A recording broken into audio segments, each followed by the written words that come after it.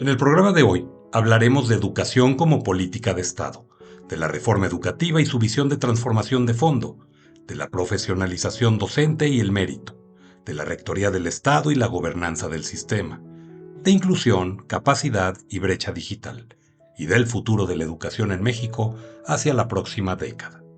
Analizaremos los aprendizajes, las decisiones más relevantes y los desafíos estructurales que siguen marcando el rumbo del país. Conversaremos con quien fue secretario de Educación Pública de México entre 2015 y 2017, y quien fue impulsor de una de las reformas más debatidas de los últimos años. Él es politólogo por la Universidad Iberoamericana y maestro por la Universidad de Oxford, además de profesor visitante en la Universidad de Harvard. Hoy reflexiona sobre el legado, la continuidad y el México que debemos construir desde las aulas. Hoy con nosotros, Aurelio Nuño Mayer. Muy querido Aurelio Nuño, me da mucho gusto saludarte esta tarde y preguntarte, ¿y tú cómo estás? Muy bien, mi querido Julio, y muchas gracias por la invitación. Hombre, Aurelio, encontrarme contigo, la verdad es que me llena de satisfacción. Eres un hombre con el que he logrado hacer una extraordinaria relación profesional y también me atrevería a decirlo, una buena amistad. Y Y esto se es. ha fraguado pues, a través de muchos diálogos, de muchos momentos compartidos, pero sobre todo, yo creo también de una ilusión que nos mueve a ti y a mí, que es pensar siempre en favor de México. Así que el tener este antecedente ya me hace altamente empático contigo y ver tu trabajo y tu trayectoria también. Aurelio, vamos a entrar a una conversación, si tú me lo permites, en donde yo quiero auscultar tu paso, no solamente en el ámbito político, en el ámbito de la administración pública, quiero hacer énfasis en una etapa de tu vida bien importante, que es tu paso por la Secretaría de Educación Pública. Y por diversas circunstancias que hoy mueven al país y que están sucediendo, sería para mí inevitable pasar por esa Secretaría de Educación Pública, conversar de ello y sobre todo escuchar tus puntos de vista. Pero vamos a dedicarle también unos breves minutos a tu vida personal, sin ser invasivos, desde luego, simplemente terminas en la Administración Pública Federal y viene una etapa que, conociéndote y por lo que sé de tu familia, es una etapa bien padre, que es reencontrarte con tus hijos. Y digo reencontrarte porque la administración pública es absolutamente absorbente. Regresar al hogar, regresar con tu esposa María, regresar con tus hijos, yo creo que también ha sido una gran satisfacción, ¿es así? Así es, Julio. Fíjate que durante todo el tiempo que estuve en el gobierno, estando en el gobierno, yo me casé con María, en el año 2014, en diciembre del 2014, cuando era jefe de la oficina de la presidencia. Entonces, pues iniciamos nuestro matrimonio pues con una gran intensidad respecto a lo que describes, yo trabajando todo el día. Y mi primera hija, María, nació poquitito después de que salimos del gobierno. Nació en enero del 2019. Entonces, ese fue un momento en donde, pues, primero pude reencontrarme con mi esposa, después de tanto tiempo de estar tan metido en el trabajo y de empezar como padre en una circunstancia en donde pude tener más tiempo desde el inicio para estar con mis hijos. Después de María nació Aurelio, que ahora va a cumplir, María tiene 7 años, Aurelio va a cumplir 5, y luego Lucía, que tiene 2 años. Y en ese inter tuvimos también la fortuna de que al salir del gobierno me invitaron de la Universidad de Harvard, de la Escuela de Educación de Harvard, a ir como profesor invitado. Originalmente iba a estar por un año y acabé estando 4 años. Estuve haciendo investigación, estuve sobre todo dando seminarios, conferencias sobre temas de política educativa, sobre todo de la parte política, la relación de los sindicatos con partidos y con gobiernos, etcétera. De ahí vendrán unos libros que están ya en camino, pero al mismo tiempo fue una etapa en lo personal, pues muy rica, porque vivíamos en un departamento en el campus de la universidad, los niños iban a un preescolar que estaba dentro de la universidad, y aunque fue muy intensa la labor académica que estuve haciendo allá, pues los tiempos son distintos y el estar viviendo en el campus todos juntos también. Entonces, pues fue una etapa extraordinaria con la familia y además de reflexión, de pensar, de escribir, etcétera, ¿no? Bienvenidos a México nuevamente. Me da mucho gusto que Muchas ya te había visto yo. Justamente a tu regreso de México pudimos por ahí comer, platicar, escucharte, escuchar estas vivencias y agradezco mucho que nos las compartas. La verdad, Aurelio, es que yo creo que hoy México requiere de todas esas personas que como tú han abonado talento al curso del país. Y por ello mi intención de platicar contigo, y vamos a entrar de lleno a los temas porque gracias. es mucho lo que te quiero preguntar y sobre todo yo quisiera recordar aquel momento del 27 de agosto del 2015 hasta el 6 de diciembre del 2017 cuando estuviste como secretario de Educación Pública, pero preguntarte una cosa directa. Cuando asumiste la Secretaría de Educación Pública, ¿cuál era el diagnóstico más preocupante que tenías sobre el sistema educativo mexicano? O sea, cuando tú llegas ahí, ¿qué es aquello que te comenzaba a quitar el sueño, mi querido Aurelio? Bueno, como sabes, Julio, estábamos en medio de un proceso de transformación muy intenso, porque habíamos iniciado el gobierno en 2012 en el marco del Pacto por México, en donde junto con Luis Videgaray y Miguel Osorio me toca a mí negociar desde el lado del gobierno con el PAN y con el PRD ese gran acuerdo para hacer una serie de reformas muy profundas y luego desde la oficina de la presidencia me tocó hacer la negociación en el Congreso. Y la primera reforma fue la educativa, con la cual, digamos, yo estaba muy compenetrado porque durante la transición, en el periodo de transición, después de que el presidente Peña es electo, como todos saben, la transición en México es muy larga y antes era todavía más, ahora se acortó. En esos meses, el presidente electo me encarga ser el responsable en materia educativa de la transición. Y entonces, desde ese momento, yo voy a la SEP, pues para que haya la transición de una administración a otra, a hacer ese trabajo. Y junto con ello, pero con mucha discreción, empecé a trabajar en la reforma educativa. Pude convocar a un grupo de expertos de primer nivel, encabezados por Miguel Limón, exsecretario de Educación, Carlos Mancera, ex subsecretario, etcétera, y empezamos a trabajar en eso. Y durante la transición le entregué el proyecto de reforma al presidente electo, y en ese mismo proceso, que también se estaba haciendo con mucha transición, el presidente me envía la negociación del pacto. Y desde ahí, en la negociación amplia de ese nuevo acuerdo político, pues lo educativo se vuelve muy importante. Y desde ese momento yo estoy muy compenetrado. Iniciamos el gobierno y la primera reforma fue la educativa. Recordarás, el presidente Peña toma protesta el 1 de diciembre de 2012. El 2 de diciembre en el castillo de Chapultepec se firma el Pacto por México, que fue una sorpresa porque fue una negociación que no había sido pública hasta ese momento con el PAN, con el PRI, con el PRD. Y el 3 de diciembre, siendo yo jefe de la oficina de la presidencia, presento al pacto nuestra propuesta de reforma educativa. Y fue la primera. Y me toca a mí, por esa misma inercia, hacer toda la negociación de la reforma.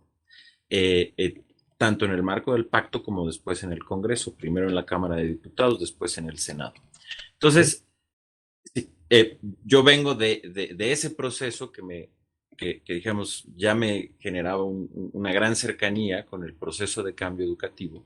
Y 3 años después, cuando ya sacamos el resto de las reformas, donde también me tocó negociar, etcétera, etcétera, el presidente Peña hace un cambio de buena parte del gabinete, a la mitad del El gobierno, sexenio. y es del sexenio, y entonces cuando me manda, salgo de la oficina de la presidencia para ir a la SEP. Y en ese momento, bueno, la reforma ya estaba en marcha, pero el mayor reto era que iban a empezar los procesos de evaluación docente. Es decir, ya se había aprobado la ley, pero apenas iban a empezar los procesos. Entonces había un enorme reto, tanto logístico como político, porque además existía una oposición muy férrea de parte de la coordinadora, de la CENTE, a estos procesos de evaluación.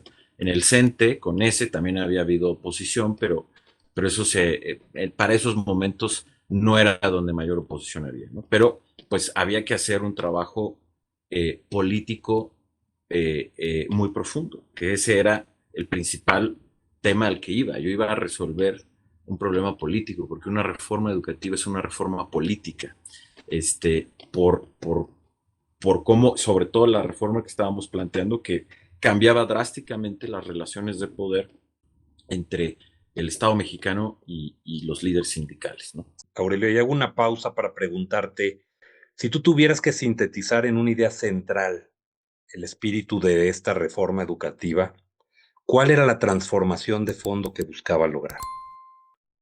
Mejorar la calidad, aumentar significativamente los aprendizajes. En una palabra, calidad educativa. Yo lo que vi fue que la voluntad de esa reforma siempre iba de la mano en justamente darle un giro a la educación de México, ponerlo a la vanguardia, etcétera, y que esto pudiera, desde luego, dar una mejor calidad educativa. En los ejes de tu gestión, la profesionalización docente estaba basada en el mérito, con una perspectiva de tiempo, es decir, tú para dar una educación de calidad, buscabas también que los profesores tuvieran un mayor desempeño, fueran más profesionales y que esos grados de crecimiento de los profesores también estuvieran los incentivos dados acorde al crecimiento de sus profesores. ¿Lo estoy entendiendo bien? Sí, claro, es que en ese momento, como lo sigue siendo ahora y con mayor razón, el gran reto era la calidad, como decía hace un momento, educativa. La cobertura, habíamos avanzado mucho a lo largo del siglo XX y al principio del siglo XXI. Había que seguir avanzando en cobertura, pero la cobertura ya, dijéramos, era una cobertura muy amplia y había que mejorar la calidad.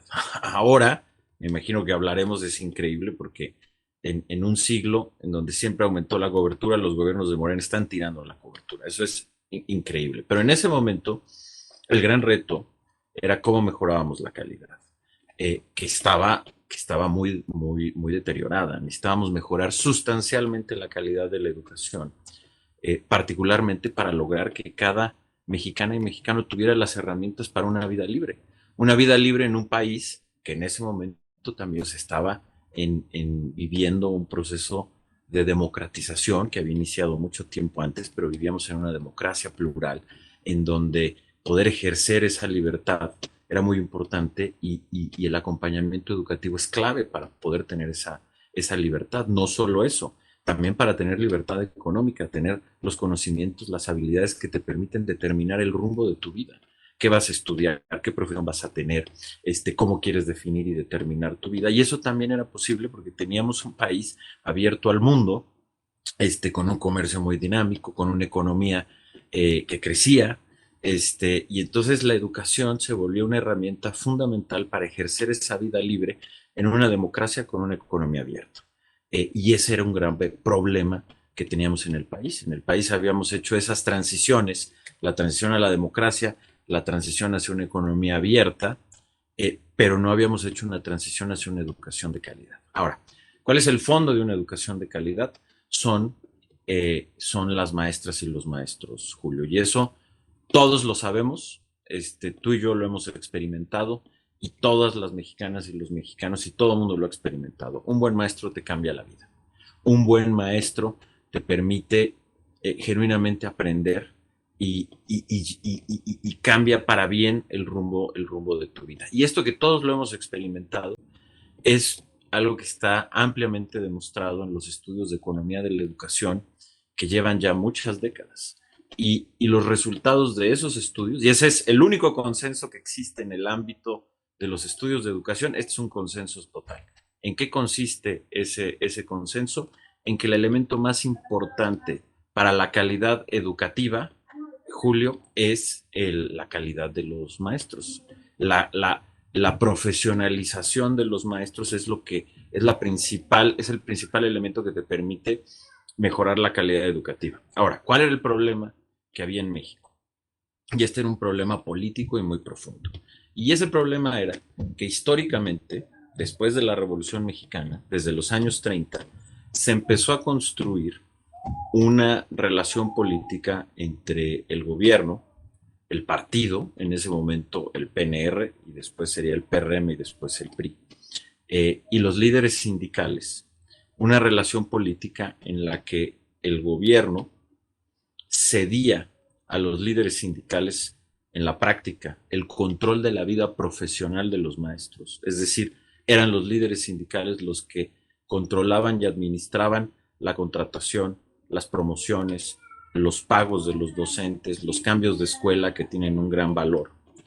Y a cambio de ese control, que era totalmente arbitrario y clientelar, exigían a los maestros hacer trabajo político para el sindicato. Es decir, si un maestro quería una promoción, si un maestro quería un cambio de escuela, tenía que hacer trabajo político para el sindicato.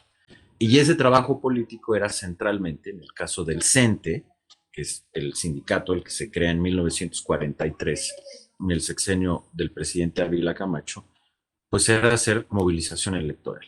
Y esa movilización electoral era a favor del PRI, que en el CENTE era parte integral del PRI. Entonces, la movilización política del PRI desde los años 40 hasta los años 90 la hizo el CENTE. De hecho, antes de que existiera el IFE, ahora INE, y las elecciones fueran organizadas por los ciudadanos, pues quienes controlaban las casillas electorales eran los líderes sindicales, porque era el sindicato de maestros el que ponía las casillas, casi siempre en escuelas, y ellos tenían ese control. Entonces, en muchas ocasiones, los fraudes electorales, pues eran hechos por los líderes sindicales, ¿no? O eran ejecutados por los líderes sindicales. Ese proceso, todo el mundo pensaba que con la democratización cambiaría, ¿no? Sin embargo, pues lo que pasa en la transición a la democracia, Julio, es que cambiamos las instituciones del régimen político, es decir, las instituciones que regulan cómo llegamos al poder, pero no habíamos hecho las reformas del Estado. El mejor ejemplo es la educación. Hubo democracia, pero las instituciones educativas con este control corporativo de los líderes sindicales no se transformó. Y ese control sobre los maestros para movilizarlos políticamente se volvió todavía más valioso. Era muy valioso para el PRI, que era un partido hegemónico, pero donde sí había elecciones, nunca se interrumpieron las elecciones constitucionales en este país y tenían un valor que sobre todo permitió organizar la llegada al poder dentro del partido hegemónico, y por eso era tan importante la movilización que hacían en el sindicato. Pero cuando llegamos a la democracia, pues esa movilización se vuelve todavía más importante, porque ahora los votos sí contaban. Y el magisterio con los líderes del sindicato, con gran inteligencia, pues empiezan a establecer relaciones ya no solo con el PRI, sino con todos los partidos políticos. Y entonces todos los partidos, el PRI, el PAN y el PRD, regionalmente empiezan a hacer alianzas para la movilización electoral. Y entonces el poder crece y se incrusta. Y eso es lo que habían pedido al resto de los gobiernos de la transición democrática, desde los gobiernos del PRI, hacer una reforma educativa, en este sentido de mejorar la calidad docente. La primera reforma que se plantea es cuando don Jesús Reyes Heroles es secretario de Educación en el gobierno del presidente Miguel de la Madrid. Sin embargo, decide no hacer la reforma porque empiezan las movilizaciones del PAN en Chihuahua y sienten que pues, necesitan al CENTE, a los líderes sindicales para la movilización. Después el presidente Salinas hace una reforma muy innovadora y muy importante, pero en esta última parte, al final también por razones electorales, y eso lo narra el propio expresidente Salinas en su libro A Consejo de Manuel Camacho, deciden hacer muchas cosas que fueron muy positivas, pero no quitarle el control político al CENTE por la razón electoral. Y después así te vas y, por ejemplo, pues también pues, es público y todos lo sabemos, el presidente Calderón hizo una alianza con el CENTE durante las elecciones.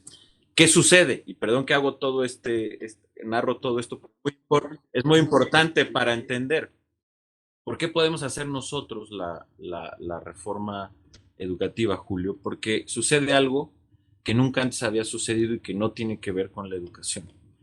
El presidente Peña es el primer presidente desde que se crea el CENTE en los años 40 que llega o gana sin tener ningún tipo de acuerdo con el CENTE. Y eso no iba a ser así. La coalición, como estaba pensada en el 2012, iba a ser una coalición PRI-Verde Nueva Alianza, que era el partido ligado al CENTE, de maestros, pues el partido donde la líder en ese entonces del CENTE, que era la maestra Elvester Gordillo, pues era también quien presidía, si no formalmente, pero encabezaba ese partido.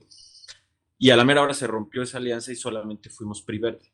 Es eso, otra historia, me desvió de por qué se rompió esa alianza. Sí, claro. Pero al ya no tener esa alianza, el presidente Peña llegó sin ningún, digamos, sin que el CENTE fuera parte de su coalición gobernante.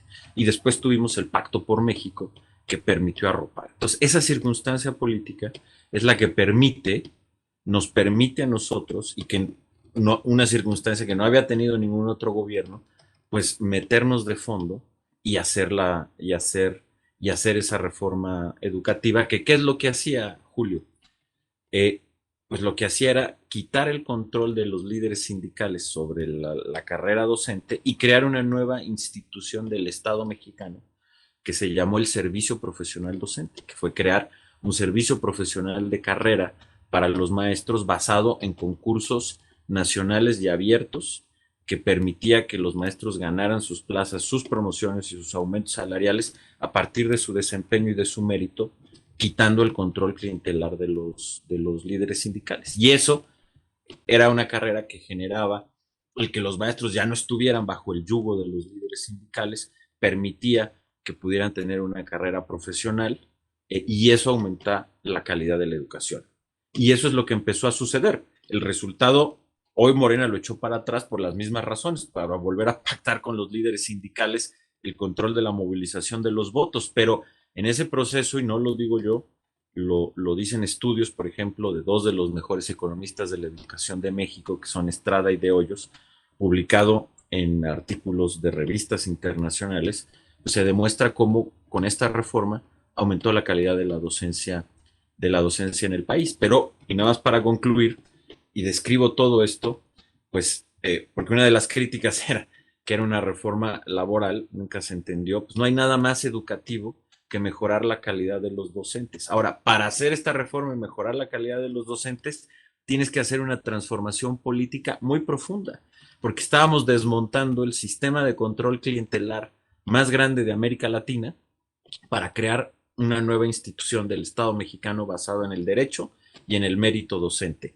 En mi opinión, después de la democratización del país, el cambio político más importante fue esta reforma educativa, porque cambiaba de fondo las estructuras de poder del país, con, por supuesto, el objetivo, y ahí están los datos, de mejorar la calidad. Entonces, pues cuando lo ves así, cuando yo llego a la SEP, pues lo que hay enfrente es un enorme reto político, y a eso voy, ¿no? A sacar adelante una reforma educativa, pero que tiene un contexto y una profundidad política enorme, ¿no? Haber seguido ese camino, Aurelio, ¿crees que México habría logrado encontrar un equilibrio entre evaluación, reconocimiento y acompañamiento al magisterio? Es decir, el problema es que efectivamente se viene la reforma, no hay continuidad, entonces pues, vuelven los maestros no nada más a quedar en el limbo, sino ir hacia atrás con otra vez a lo que ya nos has expresado y explicado muy bien. Y un tema bien importante. De lo que yo siempre te escuché hablar fue de la rectoría del Estado en la educación. Hoy el modelo ha evolucionado hacia un enfoque distinto. ¿Cómo observas esto? O sea, tú lo que nos hablas es de un propósito que, para el que usara el mínimo sentido común, sería algo de beneficio para el país, para el magisterio y por ende para los alumnos. Como todo es en contrasentido pareciera ser hoy, ¿cómo lograr tú, primero que nada, ese equilibrio entre evaluación, reconocimiento y acompañamiento del magisterio, sabiendo que se iban a tocar muchos intereses y muchos callos? Porque la discrecionalidad con la que los líderes sindicales manejaban a la base magisterial, pues cruzaba por salarios, por prebendas, por plazas, por escuelas, por ubicación geográfica, por familiares, ¿no? Desde, ya sabes, 6 generaciones de maestros con la plaza del abuelito, o sea, cosas que es tú, todo eso, Aurelio, vamos, en pocas palabras, el propósito de la reforma era acabar con ese clientelismo, ¿no? Claro, y por eso fue tan complicado, porque pues, los líderes sindicales se opusieron abiertamente a la reforma. No los docentes estaban, la mayoría de los docentes estaban a favor, y así lo muestran las encuestas. Pero los líderes pues, hicieron una resistencia y por eso fue tan complicado, pero al final del día se logró y ya se había logrado hacer un nuevo acuerdo con el sindicato que permitía que eso transitara. En el caso del CENTE, quien fue el líder, Juan Díaz de la Torre, ¿no? Después de que el Bester Gordillo es aprendida, Juan Díaz de la Torre entiende que tiene que venir una nueva era para el sindicato. Y esa nueva era para el sindicato implicaba que iban a perder, por supuesto que iban a perder poder, por supuesto que iban a perder control, pero que eso los iba a regresar a la base, porque tenían que regresar a las demandas más sentidas y a las necesidades genuinas del sindicato. Y entonces, por ejemplo, el sindicato empezó a trabajar en cómo apoyaba los procesos de profesionalización y de evaluación, cómo apoyaba a sus maestros en ese proceso, cómo generaba demandas mucho más efectivas para el aumento de los salarios y de las prestaciones, cosas que son positivas, en lugar de estar tranquilos con el control clientelar y la movilización política. Entonces, ya se había dado ese proceso, estábamos en ese camino. Hoy tenemos toda la información, lo que yo te decía, las evaluaciones sobre cómo sí estaba mejorando la calidad de los docentes, cómo los docentes que entraban en estos procesos, porque al principio pues había resistencias también de algunos de los docentes, había miedo a la evaluación, etcétera, pero conforme el proceso fue avanzando, los docentes lo fueron abrazando porque veían que en lugar de depender del líder sindical, pues dependían de su trabajo, de su amor por la educación, que es inmenso. Pues yo recorrí todo, o sea, estuve recorriendo las escuelas del país, todos los días estaba en una escuela desde temprano, platicando con los maestros, con las maestras, con los docentes, con los padres de familia, explicando la reforma educativa, escuchando sus inquietudes, debatiendo, todo eso además abierto, siempre me acompañaban los medios y siempre fue un proceso abierto. Bueno, yo ahí conocí el profundo amor que tienen las maestras y los maestros por su labor, el cómo se desviven por las niñas y los niños, pero pues era algo que no podían desarrollar plenamente al estar bajo ese yugo y control de los líderes sindicales, un control muy arbitrario. En el momento en que esto se empieza a transformar, ellos también abrazan la reforma. Entonces ya veníamos en un proceso que había sido muy difícil, pero en el 2018 la reforma funcionaba en todo el país, todos los actores estaban ya de acuerdo con la reforma, incluyendo al propio sindicato, incluyendo en muchos aspectos a la propia CENTE, no solo el CENTE, sino también la CENTE, con la que también al final del día se logró un acuerdo de cómo caminar en ese sentido, pero pues llega el gobierno de Morena, del expresidente López Obrador, y les ofrece a los líderes y les dice, no, ¿qué creen? Pues aunque ya estén, o sea, aunque ya todo el mundo esté en este cano, pues yo les ofrezco regresar al viejo régimen y que recuperen sus privilegios. Y aunque los líderes ya estaban en caminos en ese sentido, pues cuando les vuelven a abrir esta puerta, pues dicen que sí. Esto te lo resumo con una anécdota que me dijo uno de los líderes de la CENTE, cuando finalmente acabamos de tener un acuerdo en cómo avanzar en la reforma, me dice, mire, si ustedes ganan las elecciones, pues ya nos entendimos. Y me dice, pero si gana el licenciado López Obrador, le vamos a exigir que cumpla su promesa de echar abajo la reforma educativa. Se ríe, era una plática pues, en buenos términos y me dice, si usted fuera de la CENTE no haría lo mismo. Y entonces, eso te pinta, esa anécdota te pinta ese momento de esa circunstancia. Es decir, ya se había logrado un acuerdo, ya los líderes estaban dispuestos a caminar con la reforma a pesar de que estaban perdiendo poder, pero habían asimilado el nuevo camino que se tenía que tomar, pero al mismo tiempo, pues si llegaba alguien y les volvía a abrir la puerta para recuperar el control y los privilegios, lo iban a hacer, que fue lo que hizo el expresidente López Obrador, ¿no? Con este tema es cuando logra otra vez que la educación, en vez de tener una política de Estado, siga siendo vulnerable a los ciclos políticos y a depender de quién llegue, la voluntad de quien llegue, la idea de quien llegue, pues poco flaco favor se hizo. Durante tu gestión, tú impulsaste una estrategia de inclusión y equidad, pero sobre todo con los retos actuales, rezago, desigualdad regional, brecha digital. ¿Cuál crees que sea el desafío más urgente hoy, Aurelio? Porque si hablamos de todo este problema que de por sí es una tragedia, o sea, es una tragedia regresar al pasado, que vuelvas a permitir ser sometido, no, no me cabe en la cabeza de veras, es como si alguien que ya logró la independencia vuelva a desear estar cautivo, ¿no? O sea, dices tú, bueno, pues es como que un poco en contra del sentido común, entiendo la parte política, los intereses económicos, etcétera, porque hay un mundo de dinero de por medio, y desde luego que también hay una gran capacidad de movimiento electoral, ¿no? Si tú los vuelves a someter, pues vuelven a estar bajo tu mandato. Si tú tienes la manera de quitarles el dinero, pues tienes la manera de hacer que voten por quien quieran, etcétera. Parece mentira, pero esa es la realidad. Pero durante tu gestión tú impulsaste una estrategia de inclusión y equidad. Y una que a mí me gustó mucho fue incluso el del abatimiento de la brecha digital. Pero platícanos hoy realmente como volvimos a empezar prácticamente, y no ni siquiera de donde nos habíamos quedado. Es como en el fútbol americano, ¿no? Echaron el balón muchas yardas para atrás. Con este rezago, desigualdad regional, la brecha digital, ¿cuál sería el desafío más urgente hoy? ¿Cómo volver a encauzar esa Secretaría de Educación? ¿Qué hacer? ¿O cuál sería tu punto de vista? Pues mira, lo acabas de describir muy bien. Echaron el balón muy atrás. Y entonces hoy, Julio, desafortunadamente, el mayor reto es, pues, casi el reto en el que empezó José Vasconcelos en 1921. Regresamos a que el problema es la cobertura. Que era lo que te decía hace un momento, desde que Vasconcelos, durante la presidencia de Álvaro Obregón, funda la SEP 1921, la SEP, la primera institución que nace de la Revolución Mexicana.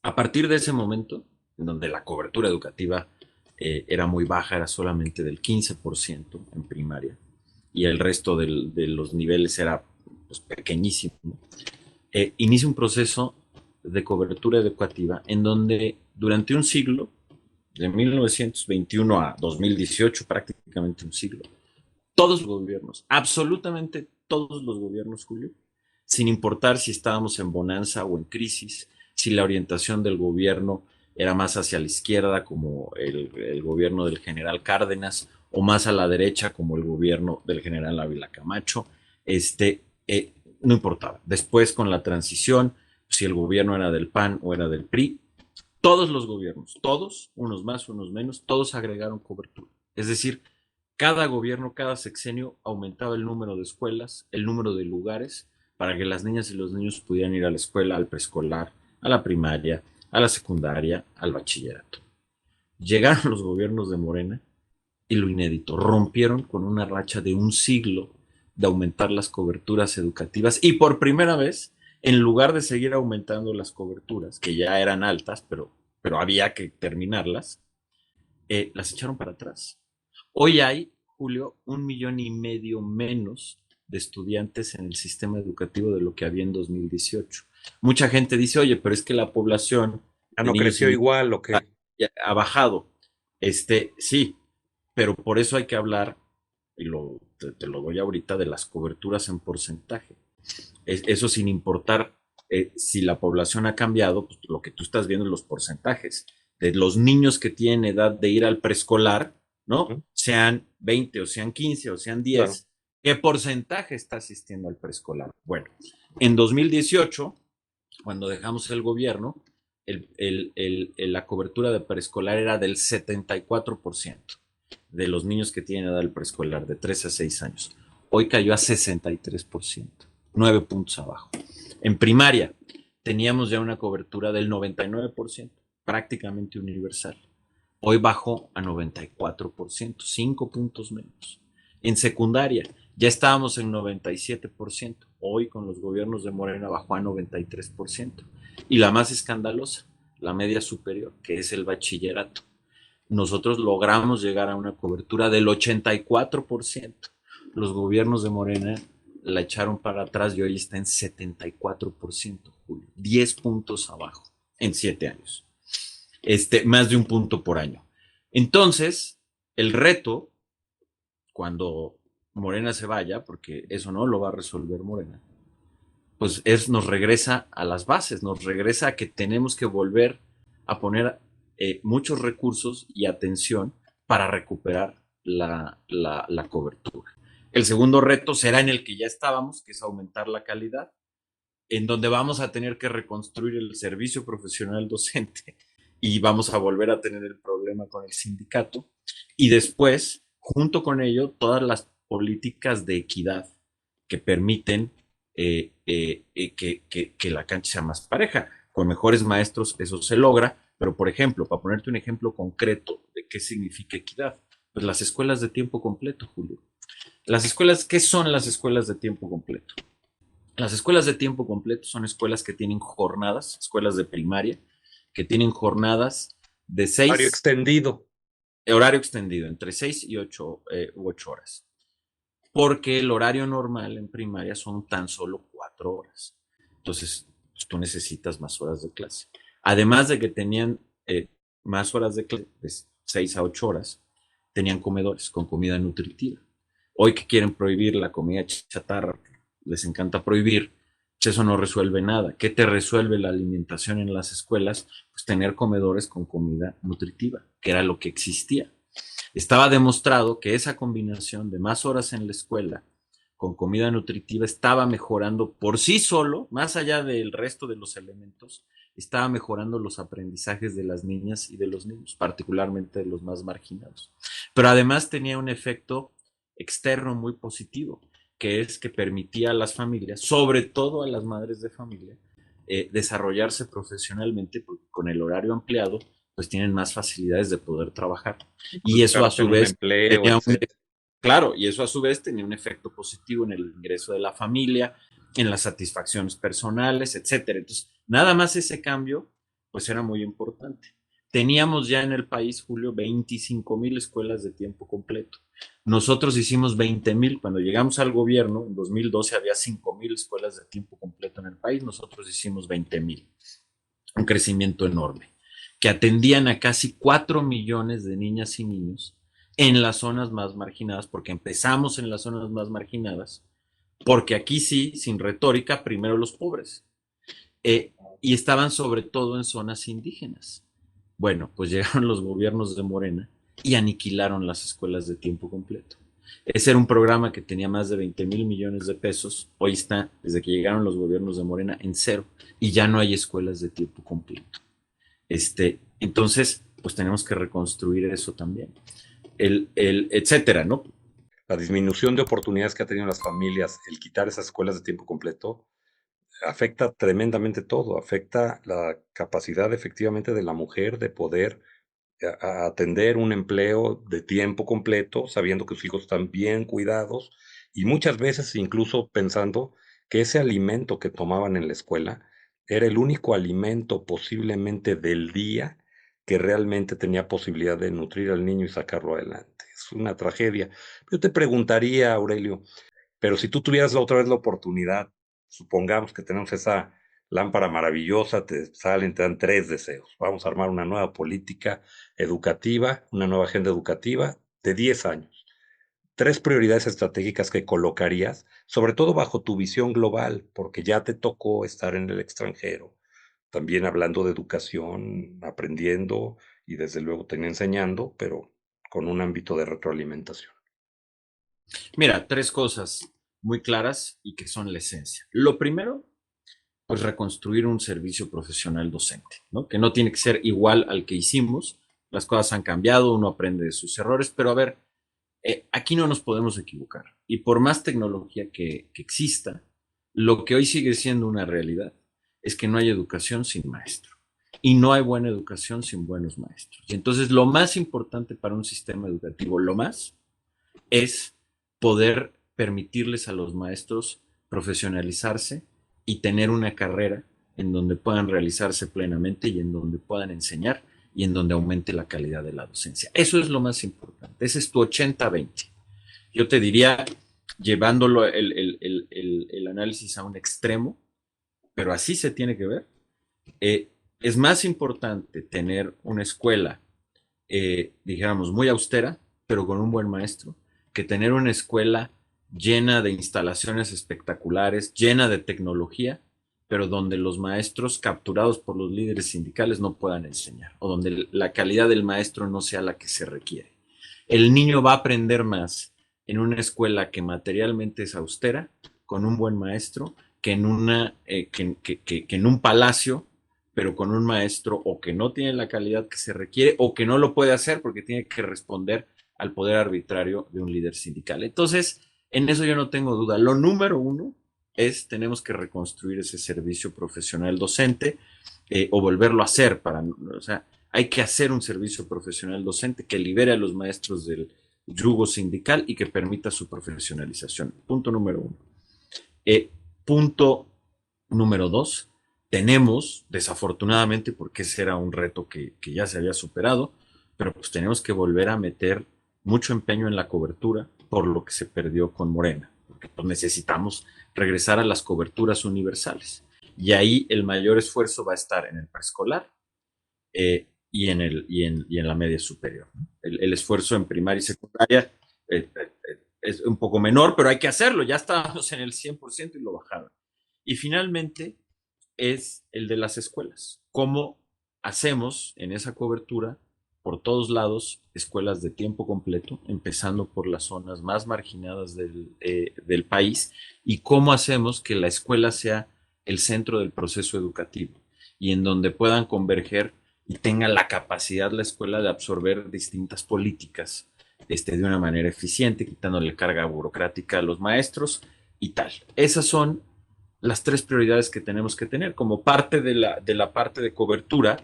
Una muy importante, Julio, es, además de recuperar lo perdido, hacer lo que algunos llaman el sistema de cuidados, es decir, que también haya atención para los niños de 0 a 3 años, que es un momento clave en la formación de las estructuras neuronales y que con una buena educación inicial ayuda mucho y prepara muy bien a los niños para entrar a la escuela, y además ayuda a las madres, y sobre todo a las madres de familia, a poder tener un empleo. En este país, la cobertura de lo que se llama guarderías, y está mal que se llame guarderías porque no es nada más llegar y guardar a un niño, sino tienen que ser centros de aprendizaje desde el 0 a los 3 años, en el país está muy rezagado. Otra de las cosas que le debemos a Morena, aquí había un rezago histórico, pero como parte de la reforma educativa que hicimos, desarrollamos la primera estrategia nacional, de educación inicial, que es esta de 0 a 3. Y empezábamos en ese proceso. Entonces ya quedó interrumpido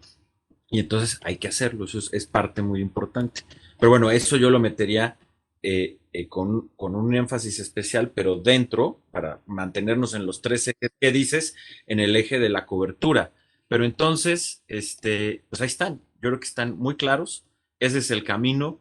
Aquí no hay balas de plata, aquí no hay ninguna ocurrencia de un genio. Lo que hay que hacer es el trabajo que está demostrado, a nivel global, qué es lo que se tiene que hacer para que un sistema educativo funcione en su primera parte. Si no tenemos, docentes de calidad y tienen que responderle al sindicato, el sistema no va a funcionar.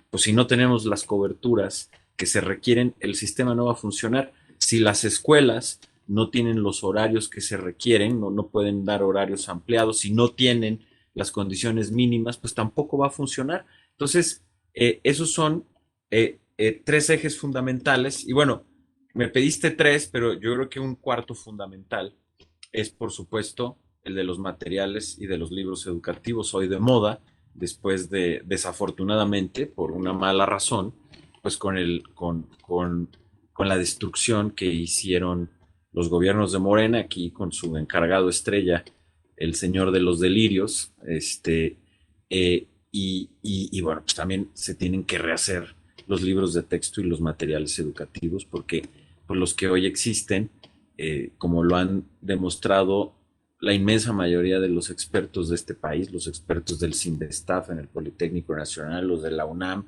etcétera, pues es que son libros de pésima calidad, tienen mala calidad, no abarcan todos los conocimientos que se deberían de abarcar y además los usan para fines de propaganda. Entonces, pues eso hay que transformarlo y es una transformación también que se requiere urgente. Pero yo te digo algo muy importante. Al final del día, los libros, pues te los enseña en la primaria sobre todo un maestro. Entonces, pues la clave, tú puedes tener los mejores libros del mundo, pero si no tienes las condiciones para que los maestros enseñen, esos libros tampoco van a funcionar. Por eso yo creo que de estos cuatro elementos, el número uno, el primero, porque sí llevan un orden y una secuencia, el más importante es poder reconstruir una verdadera carrera profesional para las maestras y los maestros de México. Finalmente, Aurelio, ¿qué tendría que ocurrir en México para que la educación sea verdaderamente el gran motor de movilidad social de la próxima década? O sea, tú con todas las personas que hablan en discursos, en la calle, entre padres de familia, todos decimos, no, pues la clave es la educación. Puta, pues pareciera que nada más lo entendemos a ratitos y en diálogos de café, ¿no? Pero ¿qué tendría que ocurrir en México para que la educación sea verdaderamente el gran motor de movilidad social de la próxima década? Bueno, pues tendríamos que hacer estas transformaciones y para hacer estas transformaciones, pues de entrada, tiene que haber un gobierno distinto al de Morena, porque pues, los gobiernos de Morena van en la ruta opuesta y no se van a poder salir de ella, pues porque tienen una alianza con los líderes sindicales, etcétera. No lo van a poder transformar y cambiar. Eh, y como tú dices, parte del problema de la demanda política de la educación es que es muy complicado porque no tiene un efecto inmediato, que la calidad de la educación sea una demanda política inmediata. En el caso de salud, por ejemplo, como lo hemos estado viviendo también por los malos gobiernos de Morena, pues si ya no tienes, Julio, si ya no tienes vacunas, pues eso lo resientes de inmediato y hay una protesta. El problema con la calidad de la educación es que pues, no tiene un efecto inmediato, ¿no? Si los niños no están aprendiendo lo que tienen que aprender durante la primaria, pues en el día a día no pasa nada. Y entonces a los padres de familia nos cuesta mucho trabajo distinguir si lo que está pasando en la escuela es lo correcto o no.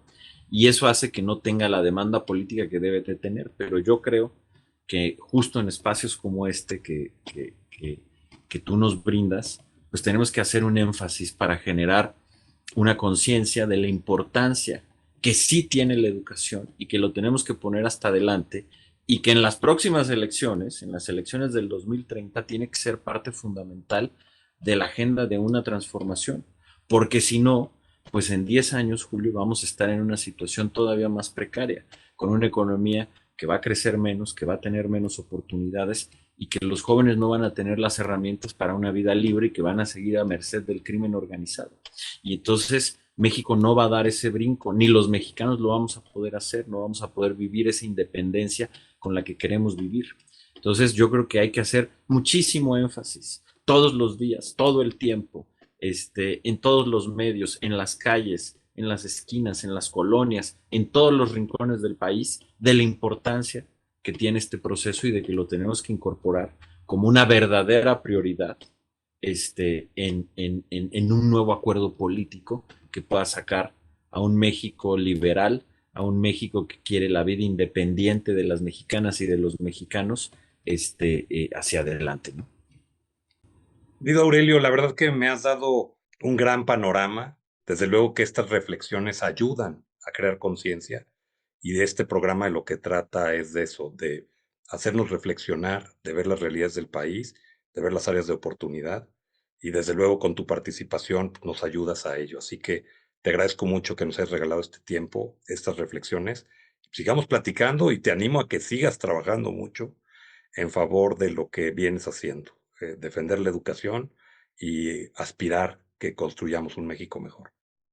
Al contrario, Julio, muchísimas gracias por tu generosa invitación, por tu amistad y por estar también muy preocupado por la educación y por permitir estos espacios. Un gran abrazo para ti y a toda tu enorme audiencia que tienes con estos programas y seguiremos platicando, por supuesto. Muchas gracias, Aurelio. Pues que tengas buena tarde, muy agradecido. Gracias, igualmente. Hasta pronto. Gracias.